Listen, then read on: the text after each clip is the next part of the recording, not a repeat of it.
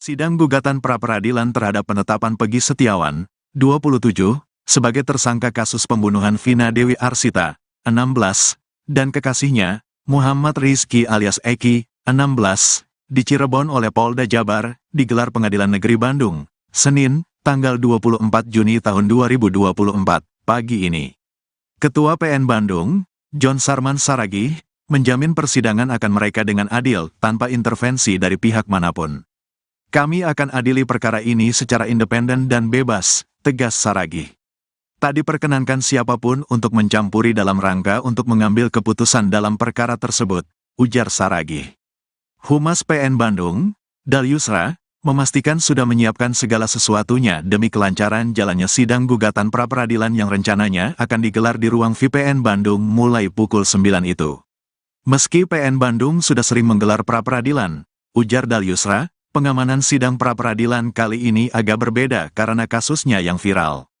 Ada batasnya yang bisa masuk ke ruang persidangan, yakni sekitar 30-40 orang.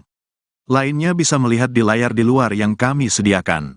Sidang ini terbuka umum sehingga semuanya bisa melihat, ujar Dal Yusra. Dal Yusra juga menjamin hakim akan menyidangkan kasus ini dengan adil. Kami jamin hakimnya pun independen tak terpengaruh siapapun, katanya. Rencananya, sidang akan dipimpin Hakim Tunggal, Eman Sulaiman dan Panitera Pengganti, Ahmad Al-Atta.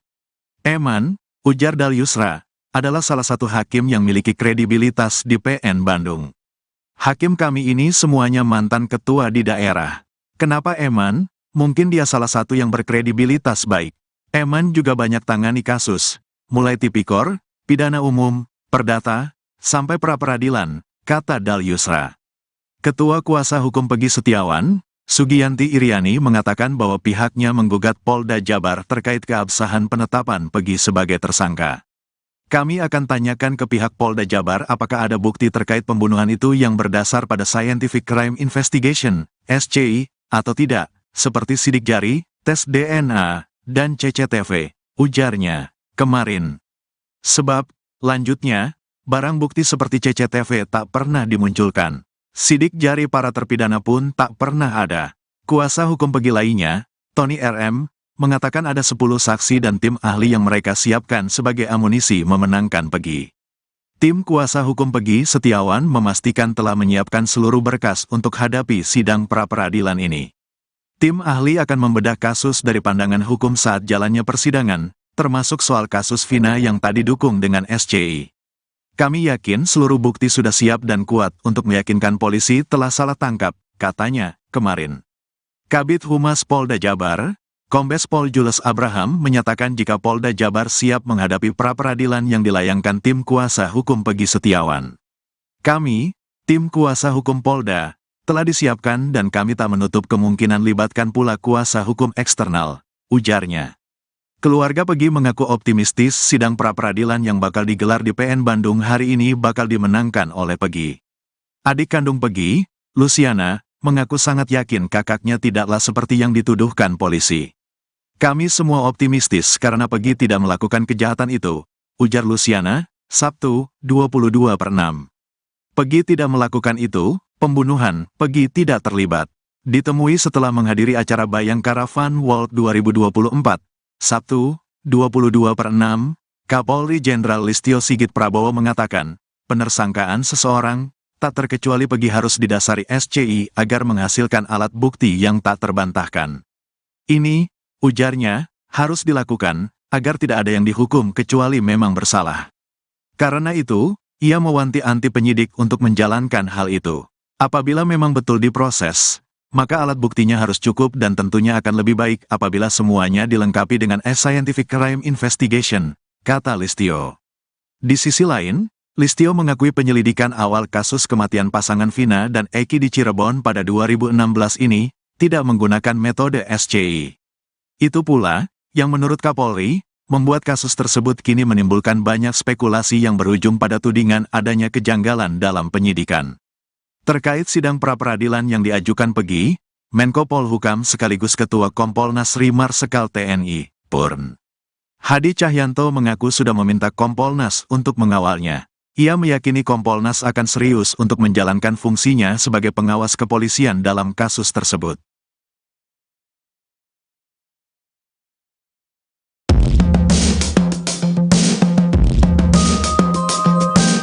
Perjalanan kasus Vina Cirebon rupanya menyisakan cerita unik. Tersangka kasus pembunuhan Vina dan Eki, Peggy Setiawan kini seperti artis terkenal. Bahkan, wajah sang DPO kasus Vina yang sempat diburu selama 8 tahun itu kini dijadikan baju seragam. Bukan baju seragam sekolah, namun kaos bergambar wajah Peggy Setiawan itu digunakan oleh keluarganya yakni Ibunda Peggy, Kartini serta kedua adik Peggy yakni Luciana Ameliana.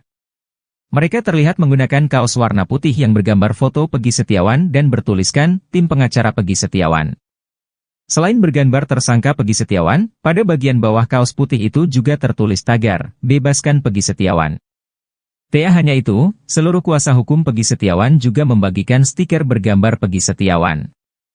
Hal ini cukup menarik perhatian publik. Seragam kaos bergambar wajah Peggy Setiawan ini disinyalir akan digunakan saat sidang pra-peradilan Peggy Setiawan yang digelar pada Senin, 23 Juni 2024, di Pengadilan Negeri, PN, Kota Bandung. Adik kandung Peggy, Luciana meyakini jika sang kakak bukan pelaku pembunuhan Vina dan Eki yang terjadi pada tahun 2016 lalu. Dukungan untuk tersangka Peggy Setiawan juga mengalir dari sejumlah warga Cirebon. Bahkan, mereka menandatangani spanduk berisi petisi bebaskan Peggy Setiawan. Kuasa hukum Peggy Setiawan, Tony RM meyakini jika kliennya itu merupakan korban salah tangkap. Sehingga, pihaknya bakal memperjuangkan Peggy Setiawan lewat sidang pra-peradilan dengan menyiapkan 10 saksi dan tim ahli. Tony RM pun mengaku terharu dengan dukungan yang mengalir deras untuk Peggy Setiawan dari warga. Ketua RT Februari 02 Desa Kepompongan, Kecamatan Talun, Kabupaten Cirebon, Aris Lesmana buka suara soal ayah Peggy Setiawan, Rudi Irawan yang memiliki KTP ganda. Aris yang sudah menjabat sebagai Ketua RT sejak tahun 2015, menegaskan kalau Rudi Irawan tidak membuat KTP ganda kepadanya. Rudi Irawan mengganti namanya, diduga dengan tujuan agar bisa menikah lagi di Bandung. Polda Jawa Barat kembali memeriksa Rudi Irawan pada Jumat, 21 Juni 2024, siang. Dalam pemeriksaan kali ini, Rudi Irawan ditanya terkait kartu identitas ganda yang dimilikinya. Menurut kuasa hukum Rudi, Albert Hendriko Panggabean, proses pemeriksaan kliennya berlangsung selama 5 jam. Albert menjelaskan kliennya memiliki KTP ganda atas nama Rudi Irawan dan Aksa Arudi. Hal itu dilakukan karena Rudi ingin menikah lagi, sementara statusnya masih menjadi suami dari ibunya Peggy Setiawan. Selama berada di Bandung, Rudi Irawan mengaku belum menikah sehingga dapat mencari istri kedua.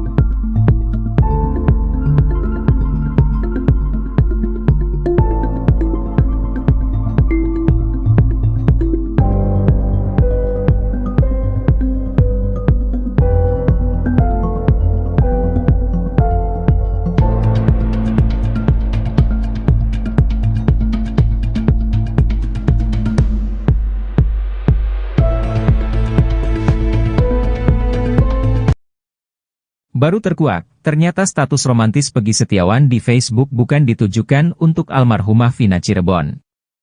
Untuk diketahui, kisah asmara Peggy Setiawan kini menjadi perbincangan di tengah polemik penetapan tersangka kasus Vina Cirebon. Peggy Setiawan menulis kalimat romantis sebelum menjadi tersangka kasus Vina. Kisah asmara Peggy Setiawan dengan seorang wanita bernama Vivi Novita pun kini diperbincangkan publik. 2016 silam, Peggy Setiawan rupanya getol menulis status di Facebook. Bukan hanya curhat, Peggy Setiawan juga merangkai kata hingga menjadi kalimat puitis yang sangat romantis. Bahkan Peggy Setiawan juga pernah menulis kalimat perpisahan. Semua status romantis itu sepertinya diperuntukkan Peggy Setiawan bagi seorang wanita bernama Vivi Novita. Pasalnya Peggy Setiawan pernah menulis status tentang rindu Vivi Novita. Vivi Novita hidungnya kecil tapi ngangenin, pengen tak cubit, tulis Peggy Setiawan. Walau begitu Peggy Setiawan juga pernah menulis kalimat perpisahan. Dengan romantisme Peggy Setiawan, banyak netizen ragu akan tuduhan polisi yang mempersangkakan dirinya terlibat dalam kasus Vina Cirebon.